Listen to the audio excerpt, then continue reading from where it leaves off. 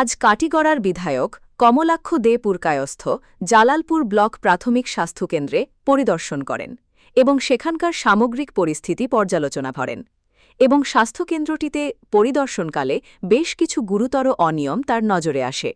দেখা যায় যে কয়েকজন ফার্মাসিস্ট স্বাস্থ্যকেন্দ্রের চত্বরে ব্যক্তিগত চেম্বার খুলে রোগী দেখছেন এবং এই হাসপাতালের জন্য বরাদ্দকৃত সরকারি ওষুধ বিক্রির অভিযোগও উঠে এসেছে। বিধায়ক পুরকায়স্থ বিষয়টির পূর্ণাঙ্গ তদন্তের জন্য সংশ্লিষ্ট কর্তৃপক্ষকে নির্দেশ দেন এবং দোষীদের বিরুদ্ধে কঠোর ও যথাযথ ব্যবস্থা গ্রহণের দাবি জানিয়েছেন। সরকারি হসপিটাল কিভাবে ব্যবসায়ী প্রতিষ্ঠানে রূপান্তরিত হয় সেটা জালালপুর হসপিটালে আসলে আপনারা দেখতে পারবেন। আসামের ইতিহাসে প্রথম ফার্মাসিস্টরা নিজের চেম্বার খুলে বসে আছে। স্টেথোস্কোপ নিয়ে একজন ফার্মাসিস্ট ফুল প্লেজের ডক্টরদের কাছে কোনো ভিড় নেই, ডক্টরদের কাছে মানুষ আসে না, ফার্মাসিস্টের কাছে মানুষ আসে।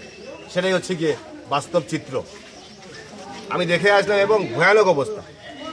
আজকে সরকার বিভিন্নভাবে টাকা দিচ্ছে, সরকার ওষুধ দিচ্ছে, সরকার একটা পরিবেশ সৃষ্টি করছে, কিন্তু এখানে দেখতে পারলাম যে কয়েকজন কর্মকর্তা, কয়েকজন ফার্মাসিস্ট ওনারা হসপিটালকে নিজের ব্যবসায়ী প্রতিষ্ঠানে রূপান্তরিত করেছেন।